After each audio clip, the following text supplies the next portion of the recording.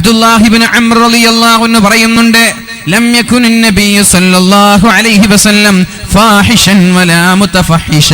അല്ലാഹുവിന്റെ ഹബീബ് ഒരാളെയും ചീത്ത പറയാറുണ്ടായിരുന്നില്ല, ഒരാളെയും തെറി പറയാറുണ്ടായിരുന്നില്ല, ഒരാളെയും ഇൻസൾട്ട് ചെയ്യുമായിരുന്നില്ല.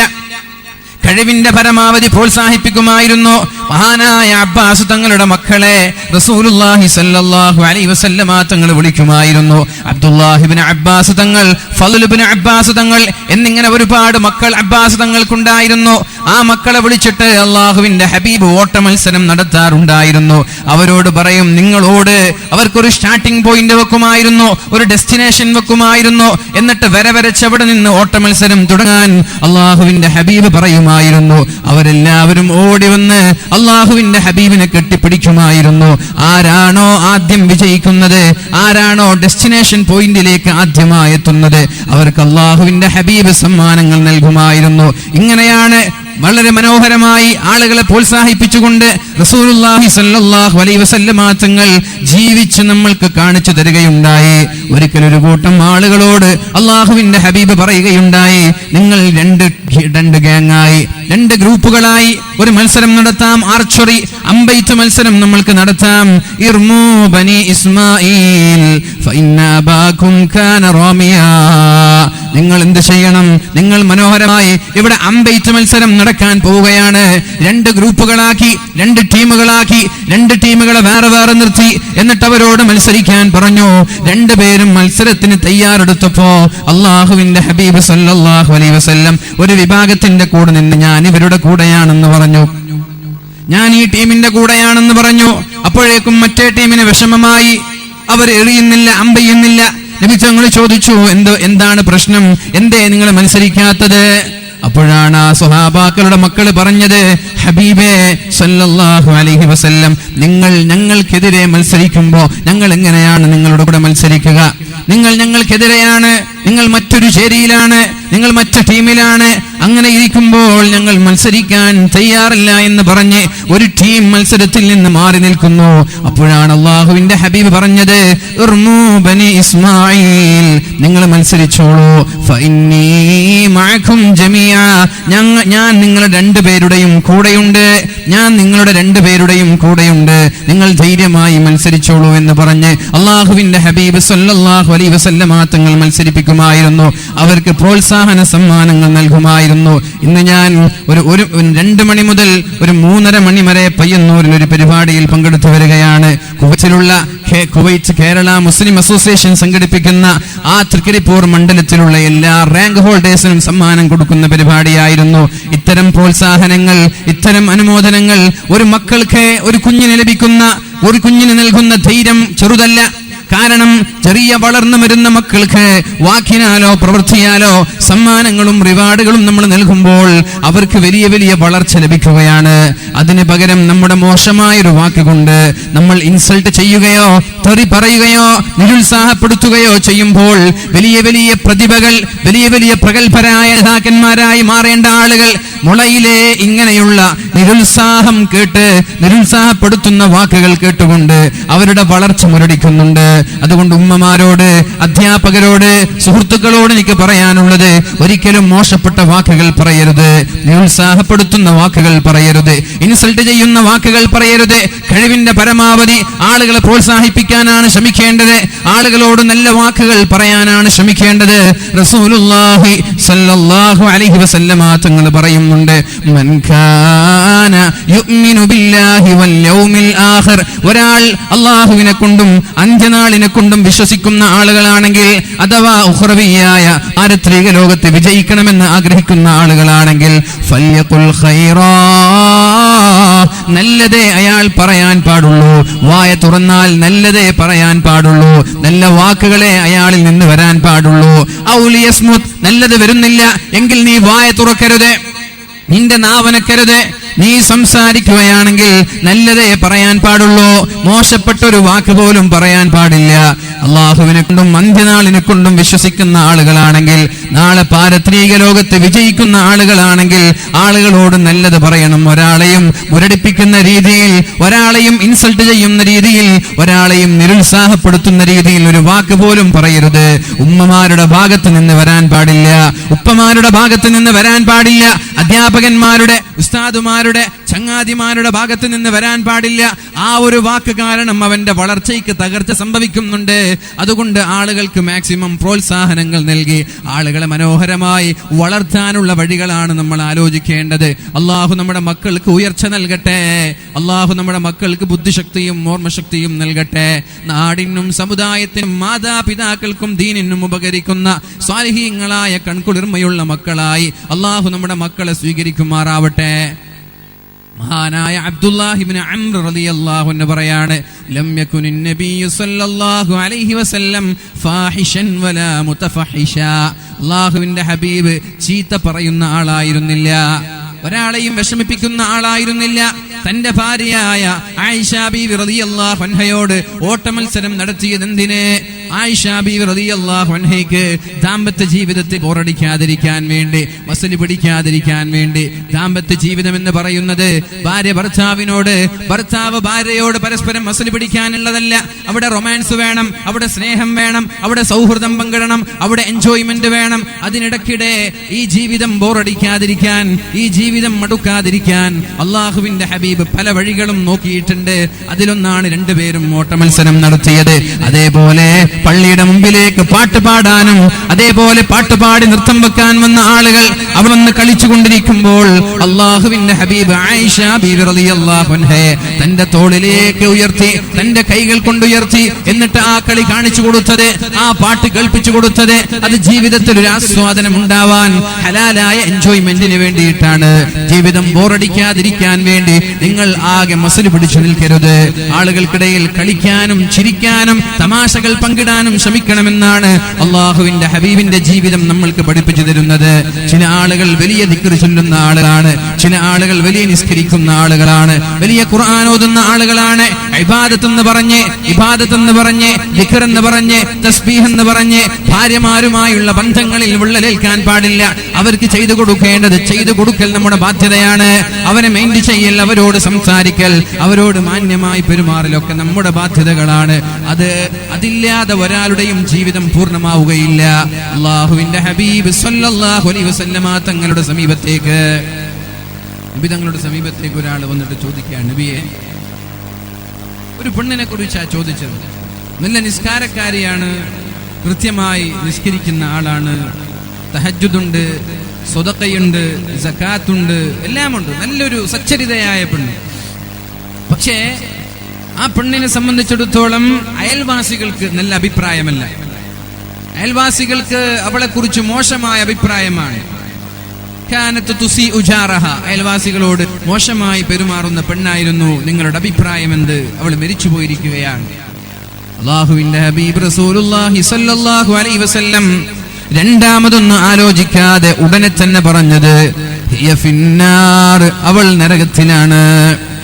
തഹജ്ജുദ് നിസ്കരിക്കുന്ന, നിസ്കാരം വളരെ കൃത്യമായി അനുഷ്ഠിക്കുന്ന, സകാത്ത് കൊടുക്കുന്ന, നോമ്പ് നോൽക്കുന്ന, സുന്നത്ത് നോമ്പുകൾ ചെയ്യുന്ന സച്ചരിതയായ പെണ്ണ്. പക്ഷേ സ്വഭാവം മോശമായതിന്റെ പേരിൽ, അയൽവാസികളോട് മോശമായി പെരുമാറിയതിന്റെ പേരിൽ പ്രത്യേകമായ ഒരു അന്വേഷണം നടത്താതെ, ഒരു വിശകലനം നടത്താതെ അല്ലാഹുവിന്റെ ഹബീബ് ഉടനെ പറഞ്ഞത്, സ്വഭാവം മോശമായാൽ ഒരു തഹജ്ജുദും അവർക്ക് ഉപകരിക്കുകയില്ല, ഒരു സ്വതക്കയും ഉപകരിക്കൂല, ഒരു സകാത്തും ഉപകരിക്കൂല, ഒരു നോമ്പും ഉപകരിക്കൂല. സ്വഭാവം നന്നാവാതെ ഒരാളും സ്വർഗത്തിലെത്തൂല എന്നാണ് ഈ പരിശുദ്ധമായ ഹദീസിൽ നിന്ന് നമ്മൾ പഠിക്കേണ്ടത്. മറ്റൊരു പെണ്ണിനെ കുറിച്ച് ചോദിക്കുകയുണ്ടായി, യാ റസൂലല്ലാഹ്, അല്ലാഹുവിന്റെ ഹബീബേ, ഞങ്ങൾക്ക് ചോദിക്കാനുള്ളത് മറ്റൊരു പെണ്ണിനെ കുറിച്ചാണ്. വലിയ നിസ്കാരക്കാരിയല്ല, വലിയ സച്ചരിതയായ പെണ്ണല്ല, പക്ഷേ ആ പെണ്ണിനെ കുറിച്ച് അയൽവാസികൾക്ക് പരാതിയില്ല, നല്ല സ്വഭാവക്കാരിയാണ്. സ്വതക്ക ആ പെണ്ണ് കൊടുക്കാറില്ല, സകാത്ത് നിർബന്ധമായ ബാധ്യതകൾ വീട്ടി എന്നല്ലാതെ നിസ്കാരവും അതുപോലെ തട്ടിമുട്ടി നിസ്കരിക്കുന്ന ഒരു പെണ്ണ് വലിയ സൂഫി വര്യയോ സച്ചരിതയായ പെണ്ണ് എന്ന് നമ്മൾക്ക് പറയാൻ പറ്റൂല. പക്ഷെ ആ പെണ്ണിന്റെ പ്രത്യേകത ഒരു അയൽവാസിക്ക് പോലും ആ പെണ്ണിനെ കുറിച്ച് പരാതി പറയാനില്ല. ആ പെണ്ണും മരിച്ചു പോയിരിക്കുകയാണ്. ഹബീബേ സല്ലല്ലാഹു അലൈഹി വസല്ലം ആ പെണ്ണിനെ കുറിച്ച് നിങ്ങളുടെ അഭിപ്രായം എന്ത് എന്ന് ചോദിച്ചപ്പോ പരിശുദ്ധ റസൂലുള്ളാഹി സ്വല്ലല്ലാഹു അലൈഹി വസല്ലം തങ്ങൾ ആലോചിക്കാതെ പറഞ്ഞത് ഹിയ ഫിൽ ജന്ന, അവൾ സ്വർഗ്ഗക്കാരിയാണ് എന്ന് മുഹമ്മദുർ റസൂലുള്ളാഹ്.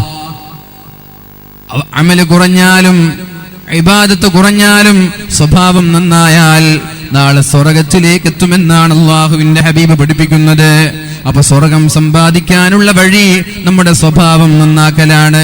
മഹാനായ അനസ് ഇബ്നു മാലിക് റളിയല്ലാഹു അൻഹു പറയുന്നുണ്ട്, ഇന്നൽ അബ്ദ ലയബ്ലുഗു ബിഹുസ്നി ഖുൽഖിഹി അഅലാ ദറജത്തിൻ ഫിൽ ജന്ന. ഒരാൾ അയാളുടെ സ്വഭാവം നന്നാക്കിയാൽ, ഒരാൾ അയാളുടെ സ്വഭാവം മനോഹരമാക്കിയാൽ, ആളുകളോടുള്ള പെരുമാറ്റം നന്നാക്കിയാൽ അയാൾക്ക് സ്വർഗ്ഗത്തിലെ ഏറ്റവും മഹത്തമായ ഏറ്റവും ഉന്നതമായ ദറജ അല്ലാഹു നൽകുമെന്ന് മഹാനായ അനസ് ഇബ്നു മാലിക് റളിയല്ലാഹു അൻഹു പറയുന്നുണ്ട്. വഹുവ ഗൈറു ആബിദ്, അയാൾ വലിയ ആബിദല്ല, അയാൾ വലിയ നിസ്കാരക്കാരനല്ല, അയാൾ വലിയ നോമ്പുകാരനല്ല, എന്നാലും സ്വഭാവം നന്നാക്കിയതിന്റെ പേരിൽ അല്ലാഹു അയാൾക്ക് സ്വർഗ്ഗത്തിലെ ഉന്നതമായ ദറജ നൽകുമെന്ന് പരിശുദ്ധ റസൂലുള്ളാഹി സല്ലല്ലാഹു അലൈഹി വസല്ലം. വേറെ ഒരാൾ വയബ്ലുഗു ബിസൂഇ ഖുലുഖിഹി, മോശം സ്വഭാവം കൊണ്ട് അസ്ഫല ദറകി ജഹന്നമ, നരകത്തിന്റെ ഏറ്റവും താഴെ തട്ടിലേക്ക് ഒരാൾ എത്തുമെന്ന് മഹാനായ അനസ് ഇബ്നു മാലിക് റളിയല്ലാഹു അൻഹു പറയുന്നുണ്ട്. വഹുവ ആബിദുൻ, അയാൾ വലിയ ഇബാദത്ത് എടുക്കുന്ന ആളാണ്, അയാൾ വലിയ സൂഫി വര്യനാണ്, അയാൾ അല്ലാഹുവിനെ പേടിച്ച് ജീവിച്ച ആളാണ്. പക്ഷെ അയാളുടെ സ്വഭാവം വളരെ മോശമാണ്. എന്നാൽ ആ സ്വഭാവം മോശമായതിന്റെ പേരിൽ നരകത്തിന്റെ ഏറ്റവും താഴെ തട്ടിലാണ് അയാള് എന്ന് മഹാനായ അനസ് ഇബ്നു മാലിക് റളിയല്ലാഹു അൻഹു. നമ്മുടെ നാടുകളിലൊക്കെ കാണാം ചില ആളുകളെ ബാങ്ക് വിളിക്കുമ്പോൾ പള്ളിയിലേക്ക്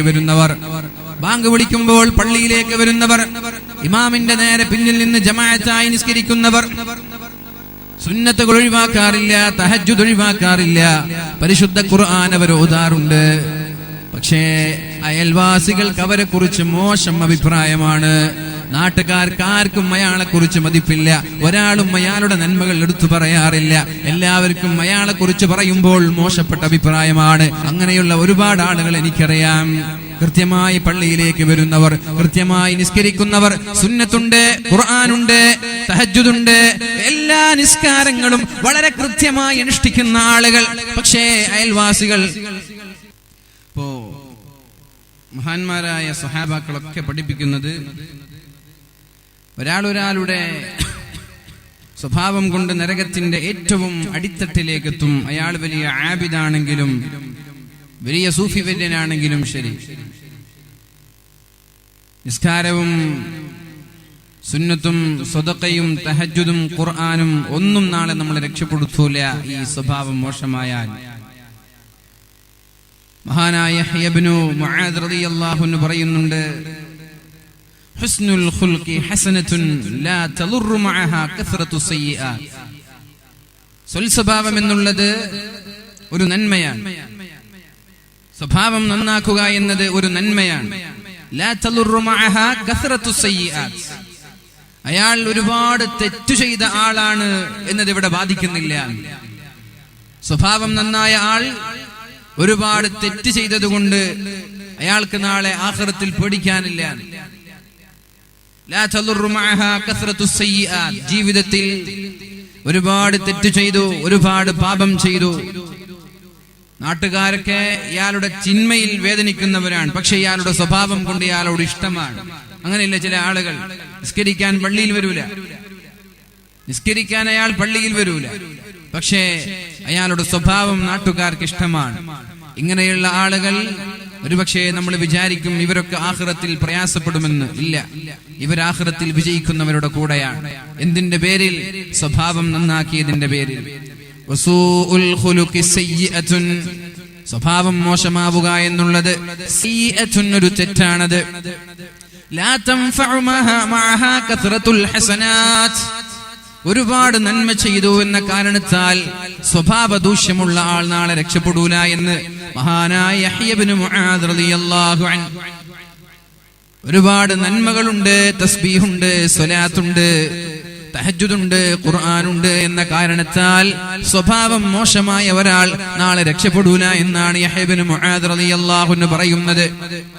അതുകൊണ്ട് എന്റെ ശബ്ദം ശ്രവിക്കുന്ന സഹോദരങ്ങളോട് എനിക്ക് പറയാനുള്ളത്, സ്വഭാവം നന്നാക്കലാണ് നാളെ സ്വർഗത്തിലേക്കുള്ള എളുപ്പവഴി. നമ്മുടെ സ്വഭാവം നമ്മൾക്ക് നന്നാക്കാം, അള്ളാഹുവിനോട് ദുആ ചെയ്യാം. അള്ളാഹുവേ, നമ്മുടെ സ്വഭാവം നീ നന്നാക്കി തരണേ അല്ലാ. അള്ളാഹുവേ, നമ്മുടെ പെരുമാറ്റം നീ നന്നാക്കി തരണേ അല്ലാ. അള്ളാഹുവിന്റെ ഹബീബ് സല്ലല്ലാഹു അലൈഹി വസല്ലമ തങ്ങളെ കൊണ്ട് വിശ്വസിച്ച കാരണത്താൽ മഹാന്മാരായ സ്വഹാബാക്കളെ നാടുകടത്തുകയാണ്. മക്കയിൽ നിന്ന് മദീനയിലേക്കല്ല. മഹാന്മാരായ സ്വഹാബാക്കൾ ജഅഫർ ഇബ്നു അബീ ത്വാലിബ് റളിയല്ലാഹു അൻഹുവിന്റെ നേതൃത്വത്തിൽ അബിശീനിയയിലേക്ക് യാത്ര തിരിക്കുകയാണ്. നജാശി രാജാവാണ് അവിടെ ഭരിക്കുന്നത്. മഹാനായ ജഅഫർ ഇബ്നു അബീ ത്വാലിബ് റളിയല്ലാഹു അൻഹുവും അല്പം ചില സ്വഹാബാക്കളും അവിടെ എത്തി. അങ്ങനെ നജാശി രാജാവ് ഇവർക്ക് അഭയം നൽകി. ആ ഒരു അഭയം നൽകിയത് കാരണത്താൽ വളരെ സുഗമമായി മഹാന്മാരായ സ്വഹാബാക്കൾ ഇവിടെ ജീവിക്കാൻ തുടങ്ങി. അപ്പോഴാണ് മക്കയിൽ നിന്ന് ധിക്കാരികളായ കിങ്കരന്മാരായ ആളുകൾ നജാശി രാജാവിനെ സമീപിക്കുന്നത്. നജാശി രാജാവിന് സമ്മാനങ്ങളുമായിട്ടാണ് പോയത്. അല്ലയോ രാജാവേ, ഇവരെ നിങ്ങൾക്കറിയുമോ? ഇവര് മുസ്ലിമീങ്ങളാണ്. ഇവര് നിങ്ങളുടെ മതത്തെക്കുറിച്ച് കുറ്റം പറയുന്ന ആളുകളാണ്. നിങ്ങളുടെ ദൈവമെന്ന് വിശ്വസിക്കുന്ന ഈസയെ അവർ കുറ്റം പറയുന്നുണ്ട്. ദൈവമല്ല എന്ന് പറയുന്നവരാണിവർ. ഇവര് ഞങ്ങളുടെ നാട്ടിൽ നിന്ന് ഭിന്നിപ്പുണ്ടാക്കി വന്നവരാണ്. അതുകൊണ്ട് ഒരു നിലക്കും ഇവർക്ക് അഭയം നൽകരുത്. നിങ്ങളുടെ അധികാരം തന്നെ നഷ്ടപ്പെടാനുള്ള സാധ്യതയുണ്ട്. നിങ്ങളുടെ നാട് ഭിന്നിപ്പിലേക്ക് എത്താനുള്ള സാധ്യതയുണ്ട്. ഇവിടുത്തെ സൗഹാർദ്ദ അന്തരീക്ഷം നഷ്ടപ്പെടാനുള്ള സാധ്യതയുണ്ട്. അതുകൊണ്ട് ഇവരെ നാട് കടത്തണമെന്ന് നജാശി രാജാവിനോട് ധിക്കാരികളായ മുശ്രിക്കീങ്ങൾ എത്തിറഞ്ഞപ്പോഴാണ് നജാശി രാജാവ് എടുത്തു ചാടുന്ന ആളല്ല.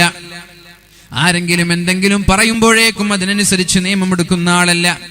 കാള പെറ്റു എന്ന് കേൾക്കുമ്പോഴേക്കും കയറെടുത്തോടുന്ന ആളല്ല. കാള പ്രസവിക്കൂലല്ലോ എന്ന് പോലും ചിന്തിക്കാനുള്ള തന്റെ ഇടമില്ലാതെ കാള പെറ്റു എന്ന് കേൾക്കുമ്പോൾ കയറെടുത്തോടുന്ന സ്വഭാവം നമ്മൾക്കുണ്ട്. ഇന്നലെ നമ്മൾ കേട്ടു, ചെർക്കളത്തൂർ അബ്ദുള്ള മരിച്ചപ്പോൾ നമ്മുടെ ചെർക്കളം അബ്ദുള്ളയായി ചിത്രീകരിച്ചു. എവിടെയൊക്കെയാണ് അതിന്റെ വാർത്തകൾ എത്തിയത്? എന്തിനാണ് എന്റെ പ്രിയപ്പെട്ട ചെറുപ്പക്കാരെ ഇത്തരം വാർത്തകൾ പ്രചരിപ്പിക്കാൻ ഇങ്ങനെ ആവേശം കാണിക്കുന്നത്? അതിലെന്താണ് നമ്മൾക്ക് ലഭിക്കാനുള്ളത്? എത്ര പ്രാവശ്യമാണ് ഓരോ ആളുകളെ നമ്മളിങ്ങനെ നിരന്തരമായി കൊല്ലുന്നത്? അവർ ജീവിച്ചോട്ടെ, അവർക്ക് അള്ളാഹു നൽകുന്ന ആയുസ് വരെ അവർ ജീവിച്ചോട്ടെ. അള്ളാഹു അദ്ദേഹത്തിന് ആഫിയത്തും ആരോഗ്യവും ദീർഘായുസും നൽകട്ടെ. എന്തോ ഒരു ആഗ്രഹമാണ്, എന്തോ ഒരു ആവേശമാണ് പല ആളുകളെ മരിപ്പിക്കാനും കൊല്ലാനും. വേണ്ട ചെറുപ്പക്കാരാ, അള്ളാഹു നാളെ ചോദ്യം ചെയ്യും ഇത്തരം ആഭാസങ്ങൾക്കെതിരെ.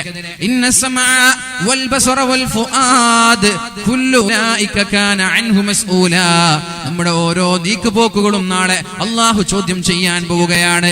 അതുകൊണ്ടൊരു കാരണവശാലും അറിയാത്ത വിഷയങ്ങൾ ഏർപ്പെടരുത്.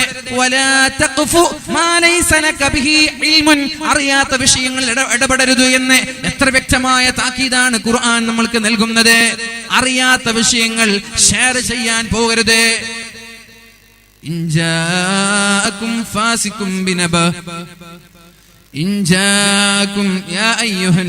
ജനങ്ങളെ, ഇൻജാഅകും ഫാസിഖും ബിനബഇൻ ഫതബയ്യനു ഖബ്ല അൻ തുസീബു ഖൗമൻ ബിജഹാല.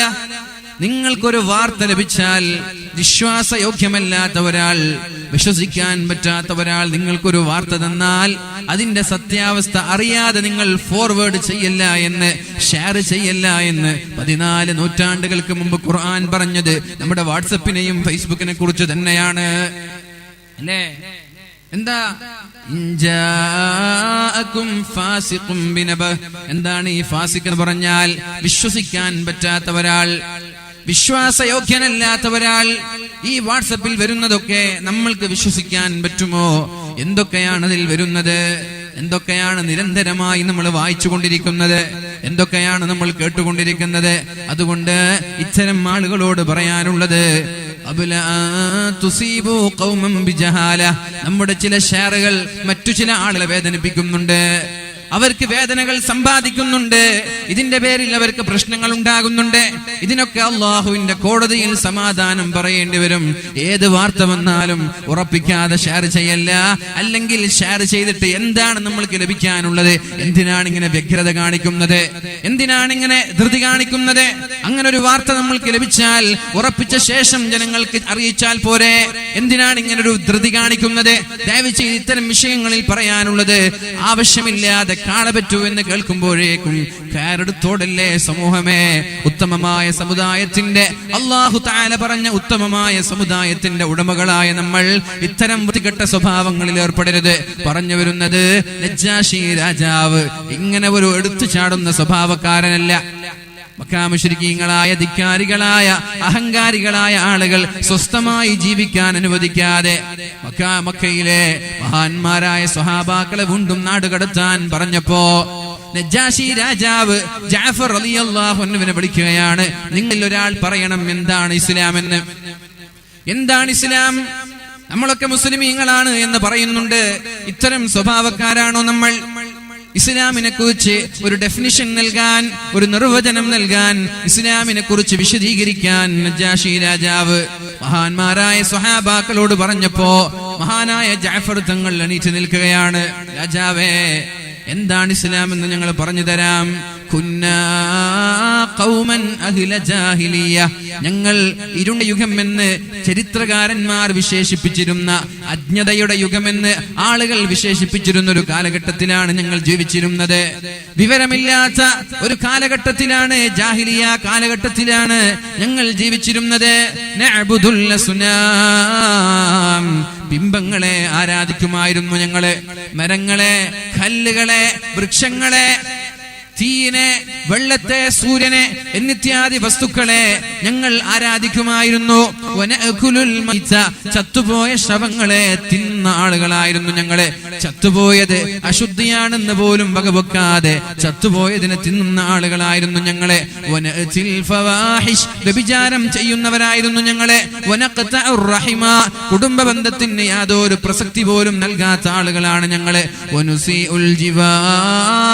അയൽവാസികളോട് വളരെ മോശമായി പെരുമാറുന്നവരായിരുന്നു ഞങ്ങള്. ഇതായിരുന്നു ഞങ്ങളുടെ സ്വഭാവം. ഇങ്ങനെയായിരുന്നു ഞങ്ങൾ ജീവിച്ചിരുന്നത്. പിന്നെ പരിശുദ്ധമായ ഇസ്ലാം നമ്മളിലേക്ക് കടന്നു വരികയാണ്. ഇനിയാണ് ഇസ്ലാമിനെ കുറിച്ച് പറയാൻ പോകുന്നത്. മുസ്ലിമീങ്ങളായ എന്റെ പ്രിയപ്പെട്ട സുഹൃത്തുക്കളോട് എനിക്ക് പറയാനുള്ളത്, എന്താണ് ഇസ്ലാം എന്ന് നമ്മൾ കേൾക്കണം. ആരെങ്കിലും എഴുതി വെക്കുന്നതോ ആരെങ്കിലും പ്രഭാഷണങ്ങൾ നടത്തുന്നതോ അല്ല ഇസ്ലാം. ഇസ്ലാം എന്താണെന്ന് മഹാനായ ജഅഫർ ഇബ്നു അബീ ത്വാലിബ് റളിയല്ലാഹു അൻഹു പറയാണ്.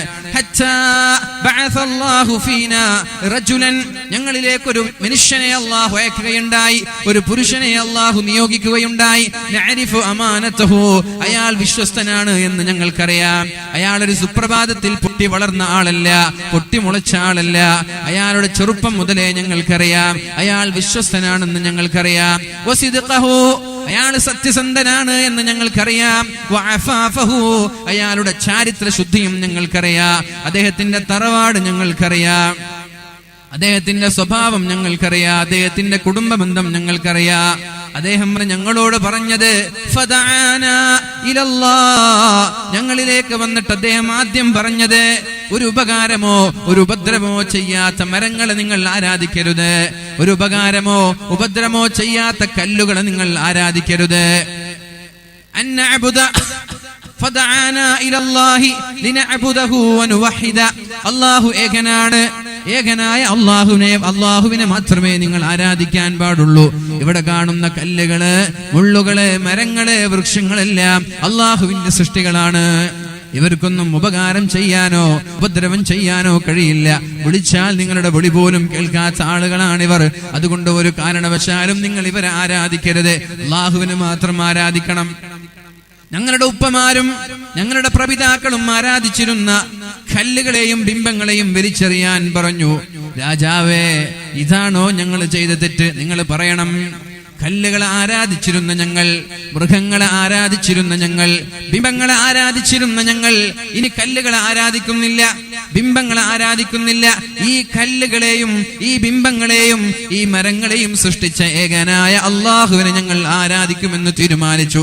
ഇതാണോ രാജാവേ ഞങ്ങൾ ചെയ്ത തെറ്റ്? നിങ്ങൾ പറയണം. ഇതാണോ ഞങ്ങൾ ചെയ്ത തെറ്റ്? ഇതിന്റെ പേരിലാണ് മക്കയിൽ നിന്ന് ഞങ്ങൾ ആട്ടി ഓടിച്ചത്. നിങ്ങൾ പറയണം, ഞങ്ങൾ ചെയ്യുന്ന തെറ്റിതാണോ? ഞങ്ങളോട് പറഞ്ഞു, നുണ പറയരുത്, സത്യം മാത്രമേ പറയാൻ പാടുള്ളൂ, ഒരാളോടും കളവ് പറയരുത്. എത്ര ലാഘവത്തോടെയാണ് കളവ് പറഞ്ഞിരുന്നത്. നമ്മുടെ ഓരോ ആളുകളുടെ ആവശ്യങ്ങൾക്ക് വേണ്ടി നിരന്തരമായി കളവ് പറഞ്ഞിരുന്ന ഞങ്ങളോട് അല്ലാഹുവിന്റെ ഹബീബ് സല്ലല്ലാഹു അലൈഹി വസല്ലമ തങ്ങൾ പറഞ്ഞു, ഖുലിൽ ഹഖ്ഖ വഇൻ കാന മുറാ. നിങ്ങളുടെ തല തെറിക്കാൻ സാധ്യതയുണ്ടെങ്കിൽ വരെ, നിങ്ങളുടെ സ്ഥാനം നഷ്ടപ്പെടാൻ സാധ്യതയുണ്ടെങ്കിൽ വരെ, നിങ്ങളുടെ അഭിമാനം നഷ്ടപ്പെടാൻ സാധ്യതയുണ്ടെങ്കിൽ വരെ, തല പോയാലും നിങ്ങൾ നുണ പറയരുത്, തല പോയാലും നിങ്ങൾ കളവ് പറയരുത്. കളവ് പറഞ്ഞിരുന്ന ഞങ്ങൾ പിന്നെ കളവ് നിർത്തി സത്യം പറയാൻ തുടങ്ങി. ഇതാണോ രാജാവേ ഞങ്ങൾ ചെയ്ത തെറ്റ്? മുസ്ലിമായപ്പോഴാണ് കളവ് പറയുന്നത് നിർത്തി സത്യം പറയാൻ തുടങ്ങിയത്. ഇതാണോ ഞങ്ങൾ ചെയ്യുന്ന തെറ്റ്? രാജാവേ അങ്ങ് പറയണം. പിന്നെ മഹാനായ നജ്ജാശി രാജാവിനോട് മഹാനായ ജഅഫർ തങ്ങൾ ചോദിക്കുകയാണ്,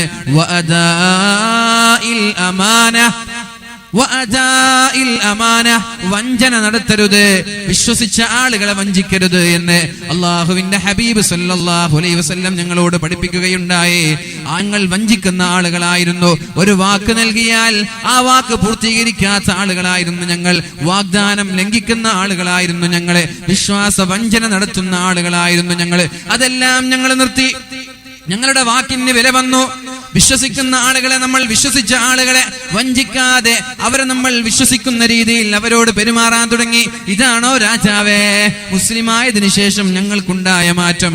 ഇതാണോ ഞങ്ങൾ ചെയ്ത തെറ്റ്? നിങ്ങൾ പറയണം രാജാവേ. വസിലത്തുർ റഹിമി, കുടുംബ ബന്ധം ചേർക്കാൻ തുടങ്ങി രാജാവേ. ഉപ്പിക്ക് ഞങ്ങൾ സ്ഥാനം നൽകിയിരുന്നില്ല, ഉമ്മമാർക്ക് സ്ഥാനം നൽകിയിരുന്നില്ല, ജ്യേഷ്ഠന്മാർക്ക് അനുജന്മാർക്ക് ഞങ്ങൾ സ്ഥാനം നൽകിയിരുന്നില്ല. വഅഹ്യാനൻ നജൂറു അഖാനാ ഇദാ ലം നജിദ് ഇല്ലാ അഖാനാ.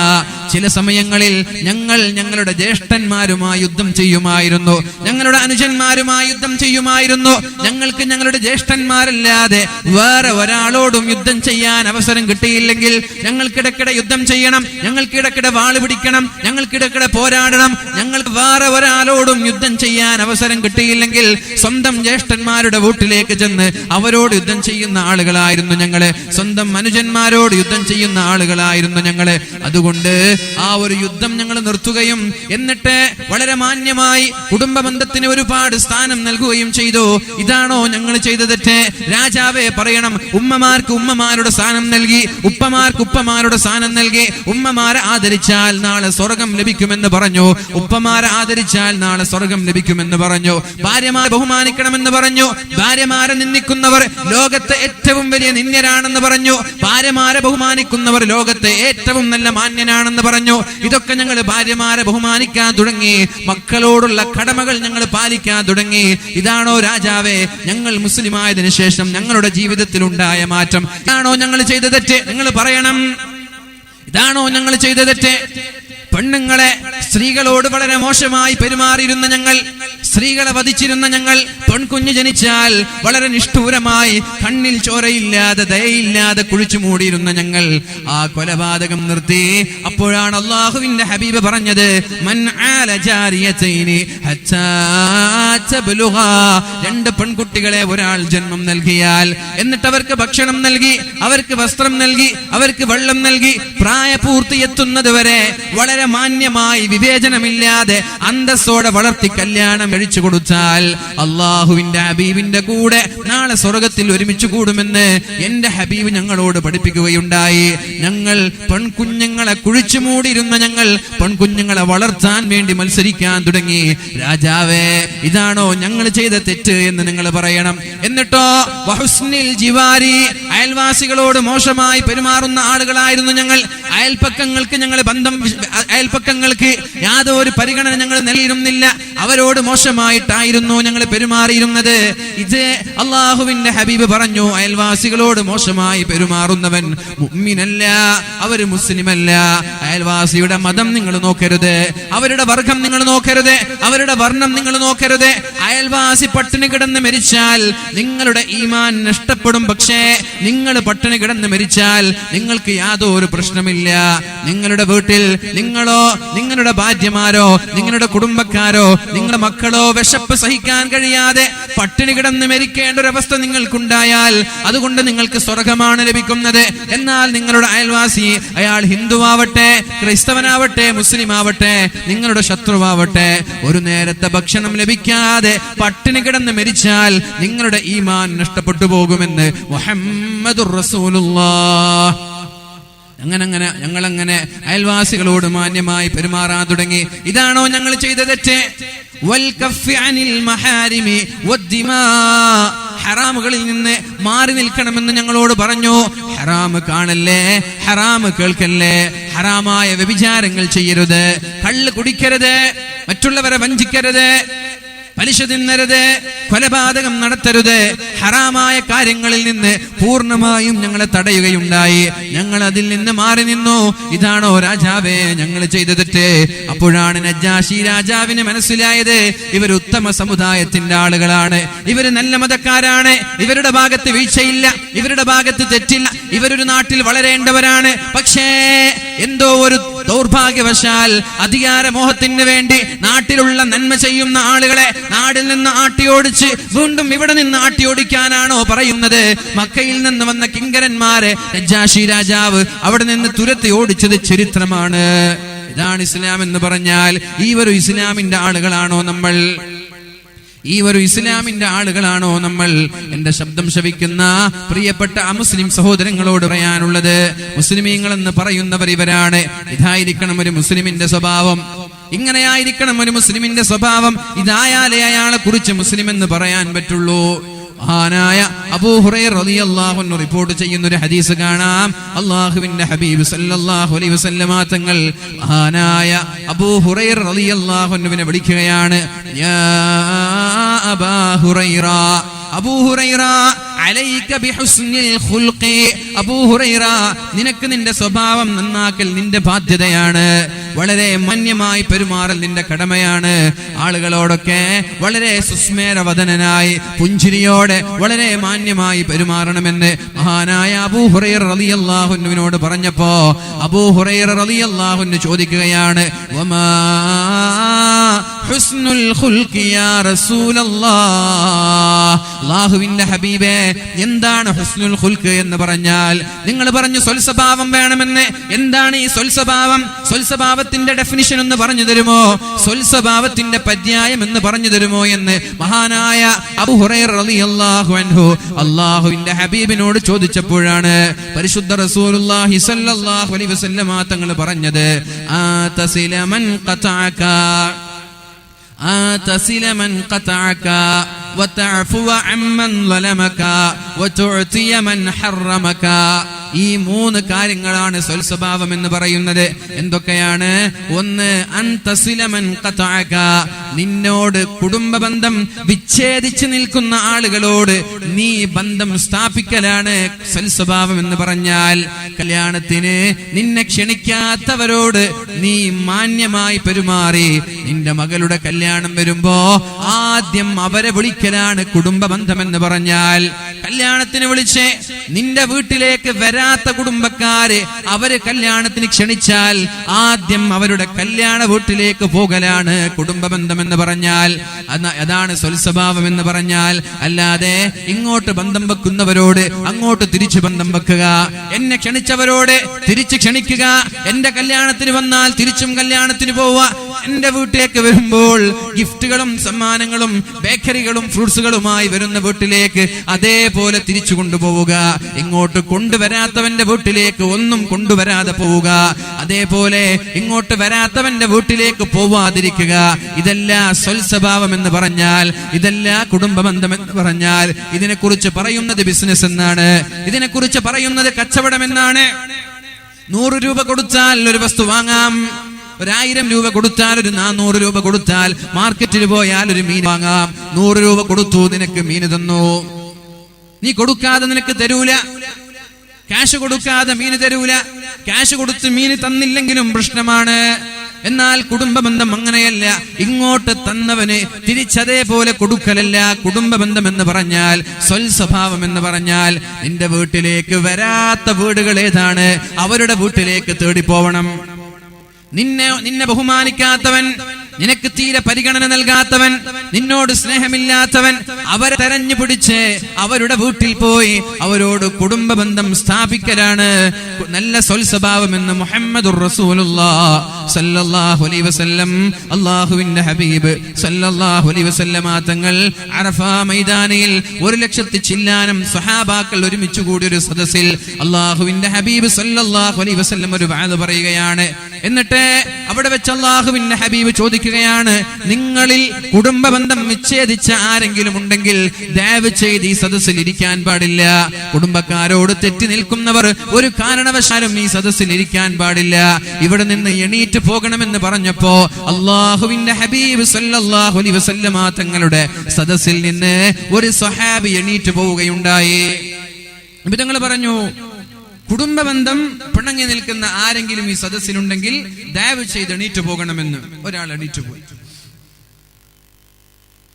കുറച്ചു കഴിഞ്ഞു നബി തങ്ങൾ ഇങ്ങനെ പ്രഭാഷണം തുടരാൻ. ആ പോയ വ്യക്തി തിരിച്ചു വന്നു. അയാളെ വിളിച്ചു, എവിടേക്കാ പോയത്? അയാള് പറഞ്ഞു, അല്ലാഹുവിന്റെ ഹബീബേ സല്ലല്ലാഹു അലൈഹി വസല്ലം, നിങ്ങളല്ലേ പറഞ്ഞത് കുടുംബബന്ധം തെറ്റി നിൽക്കുന്ന ആൾ ഈ സദസ്സിലിരിക്കരുത് എന്ന്. കുടുംബക്കാരോട് പിണങ്ങി നിൽക്കുന്ന ആളുകൾ, ചൊടിച്ചു നിൽക്കുന്ന ആളുകൾ ഈ സദസ്സിലിരിക്കരുത് എന്ന് നിങ്ങളല്ലേ പറഞ്ഞത്. ഞാൻ വർഷങ്ങളായി പിണങ്ങി നിൽക്കുന്ന എന്റെ ഒരു അമ്മായി, വർഷങ്ങളായി ഞാൻ പിണങ്ങി നിൽക്കുന്ന എന്റെ ഒരു കുടുംബക്കാരൻ, ആ കുടുംബക്കാരനെ കാണാൻ വേണ്ടി ഞാൻ പോയതാണ് നബിയെ. അവരോട് പോയി സലാം പറഞ്ഞ് സംസാരിച്ച് നിങ്ങളോട് കുടുംബബന്ധം ഊട്ടി ഉറപ്പിച്ച് ഇങ്ങോട്ട് കടന്നു വന്നതാണ് നബിയെ എന്ന് പറഞ്ഞപ്പോ അല്ലാഹുവിന്റെ ഹബീബായ മുഹമ്മദുർ റസൂലുള്ളാഹി സല്ലല്ലാഹു അലൈഹി വസല്ലമ തങ്ങൾ ആ സ്വഹാബിയോട് പറയുകയാണ്, ഏതെങ്കിലും ഒരു സദസ്സിൽ, ഏതെങ്കിലും ഒരു വീട്ടിൽ കുടുംബബന്ധം വിച്ഛേദിച്ചു നിൽക്കുന്ന ആളുകൾ ഉണ്ടായാൽ, പിണങ്ങി നിൽക്കുന്ന ആളുകൾ ഉണ്ടായാൽ ആ സദസ്സിലേക്ക് റഹ്മത്തിന്റെ മാലാക്കമാർ ഇറങ്ങുകയില്ല. തെറ്റി നിൽക്കുന്ന വീട്ടിലേക്ക് അല്ലാഹുവിന്റെ മാലാക്കമാർ ഇറങ്ങില്ല.